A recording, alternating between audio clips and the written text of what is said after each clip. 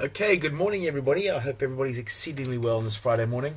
Um, just something I want to raise. I know over the last few weeks I have been speaking about obviously the importance of having longs and shorts, and the last 2 days we've seen some short sell-offs. Now, again, I mean, as far as the actual Dow and the S&P have sold off pretty heavily. This might be obviously what we've been expecting because I mean the Dow has hit some highs now as well. Again, the most important thing is that you've got longs and short positions. I just can't reiterate it enough. I mean, I'm prepared to be sitting out of long positions short positions if I don't have enough long trades to be going for. So, just something to be very aware of there. Also, some guidance I would give you on this is maybe you might want to be a little bit more inclined to use stop orders when placing your long positions now. Reason being is because if there is a sell-off in the markets, it is going to impact the stocks that are there. But obviously, it's more important than ever to get that confirmation should you be looking to go long on a particular trade. Okay, so what we've got is the first one up is KGC. And again, folks, just something else I want to say on this call is the stuff I give you on these videos is really more about.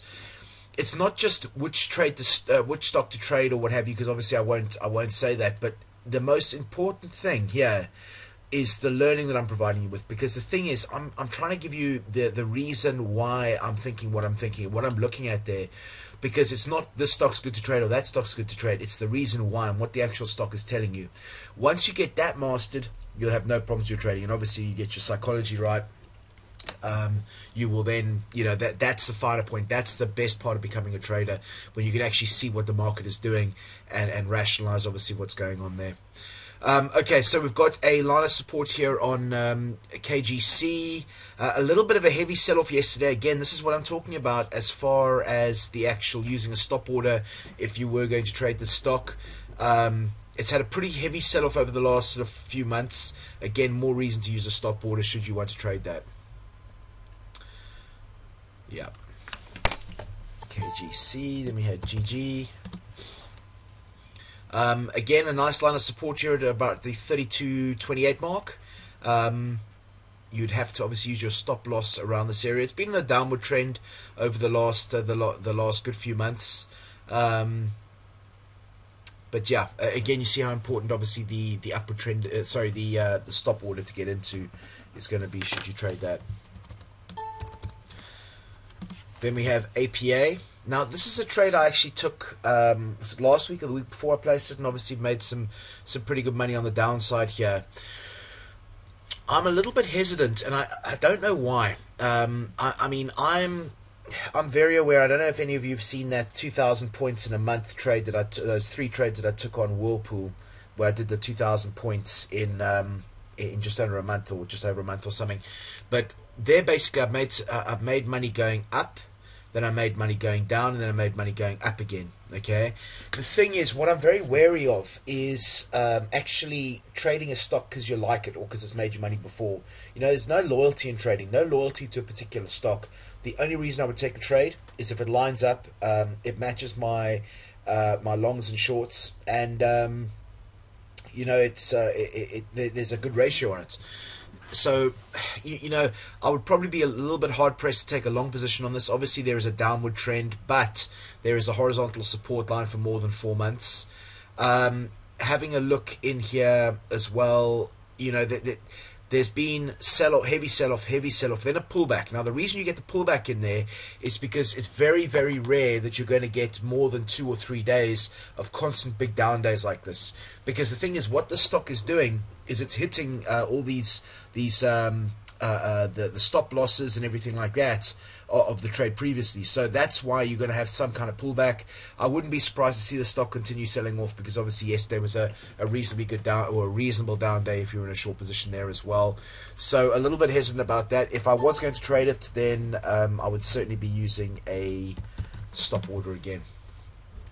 ODFL, nice upward trending support line here. Your stop order, you're going to be using your stop order. Obviously, this is the stock, the particular day you're going to take your entry point off and your stop loss. Ideally, I'd like to see a smaller day there, but you never know. It might put in a smaller day today. It gives you a tighter entry point. It did gap down here, but then it rallied back up, and obviously the longer term trend is up. So no major issues with this. Again, all of these stocks, or the vast majority of these stocks we're looking at, they all follow the rules. But really, my goal for you is not just to be following the rules, but actually understand the insight behind what we're doing here. Because if I can help you do that, then then your trading is it's not just following the rules, but it's actually then you becoming a trader. Harley Davidson, nice upward trending support line. A little bit more of a reasonable entry point. Again, I would most certainly use a stop order there if I was going to trade it. Again, I probably wouldn't be looking to take profits in the short term on the stock because the general upward trend has been up. And it has just broken previous highs. So what you might find is it comes back down. It's broken the high, come back down, retested the high, sold off, and now should it go back up again, I probably would look for it to, maybe if it rolled back off that resistance, come back down again. But these upward trending stocks, they can keep going for a long time, so you don't want to use the stop loss too tight on them. Then we have GM, General Motors, upward trending stock again. I like that it's been up to $30. It's currently down at 26. Again, stop order, but you're going to want to get your entry point right. If that works with your ratios, then it could be interesting for you. I know a lot of people have been mentioning GM recently. Then we have V. Again, an upward trending stock. This is one of the beautiful things about trading upward trending and downward trending stocks, is their general overall nature is upward trending and downward trending, so they don't get affected as much by the overall market movement as the horizontal buffalo stocks do. Okay, they might take a little bit of a hammering, but if you're just getting in on that day, that's okay. But you're looking for the longer term on these upward trending and downward trending stocks as well. So a decent upward trending stock there. Nothing that you haven't seen before, nothing untoward. We've got V, then we've got X. Upward trending support line. We do have a downward trending resistance line to be aware of. You're still probably going to get your 10% in there. Again, I would most certainly use a stop order, as it was a pretty big down day. It's very rare that you see continuous big down days. Okay, obviously you do get some pullbacks, but all the more reason to be able to use a stop order should you want to get into that trade on US Steel. Then we have UMPQ. Downward trending resistance line, maybe even some degree of horizontal resistance around about that area. Yeah, I think maybe the stock's gone a little while ago, or maybe a couple of days back. But yeah, CLMS, Charlie Lima Mike Sierra, nice downward trending stock. Again, when you're coming up to all these resistance lines, this downward trending stock's not a difficult thing to find. Yeah, possibly yesterday would have been the perfect day to get into it. It broke down, but still not. You still could do your ratios on that, I'm pretty sure.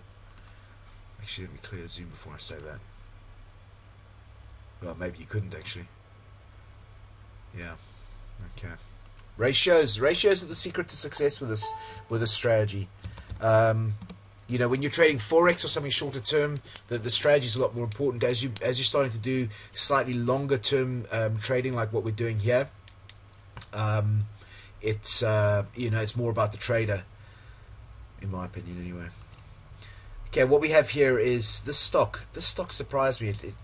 Yeah, very, very interesting, this stock. We've got a line of support around about the $7.90 mark, $8 mark.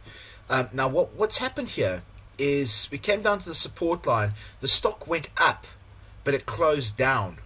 Okay, which is kind of weird. I mean, it was quite an aggressive move up, but it closed down. The next day, it opened up, but it closed down. So very, very strange. You see such a significant move like that on the way up, but it's a down bar. Unless that's a technical glitch, which let's have a look here.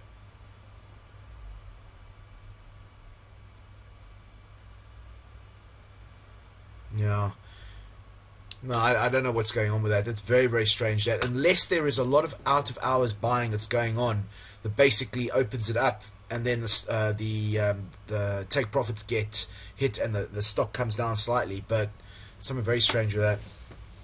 You don't see that a huge amount. Then we have IRWD.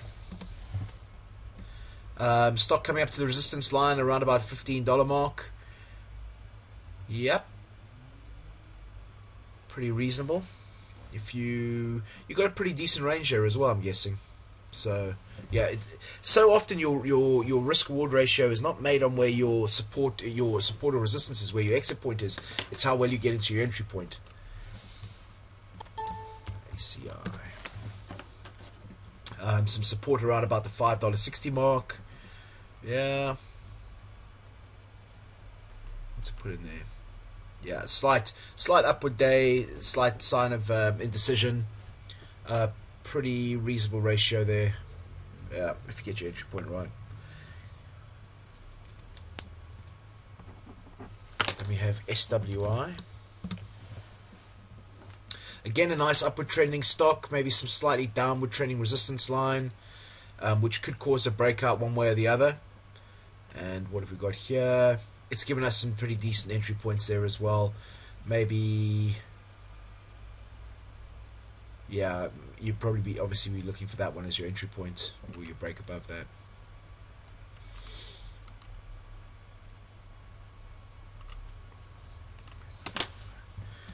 We have TIFF. Downward trending resistance line, slightly downward trending. Maybe the trade's gone a day or so ago. Tiffany's.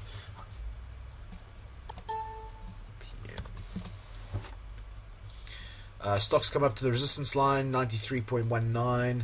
Range all the way down to 82. Some internal support around about the $87 mark. So again, entry point. You get your entry point right with that, it can be quite a nice trade. But I'd really like to see, because obviously it was a big up day yesterday, I'd like to see something like this. If that came into today or Monday, that's textbook, pretty much textbook. And you know, this is the thing with this kind of strategy. You can make a hell of a lot of money on these big stocks when you get very small entry points and they go in your direction, because they just keep going. They really keep going. PM. Then we have CVLT.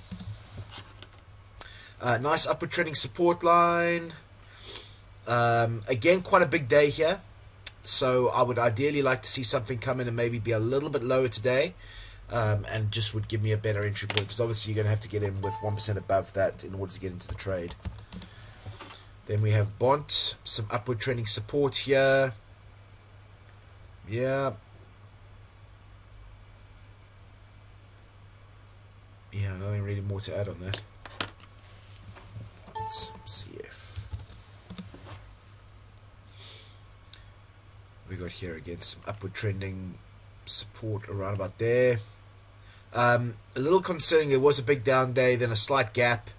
Again, these gaps that they consolidate and then sell off are not as prevalent as the as they are on the horizontal one. A lot of the horizontal ones will actually just consolidate and then sell off, but in saying that, that's not a hugely aggressive upward trending stock. CF. Then we have WILN. Support at around about the $4.40 mark. Yeah, it has been sort of downward descending since October time. But yeah, there we go. And then GGP. Again, upward trending support line. This one I would most certainly wouldn't trade it on that. I would trade it though. Well, I may trade it should it actually open up with close today with a doji or a nice little entry point. That's just too big for me to get in. It's not giving me any clear sign, any indication, even not even a clear sign, an indication that wants to change direction. So yeah, there we have it. Okay, folks, hope that's been helpful, and best of luck with the trading, and speak to you next week. Cheers, bye bye.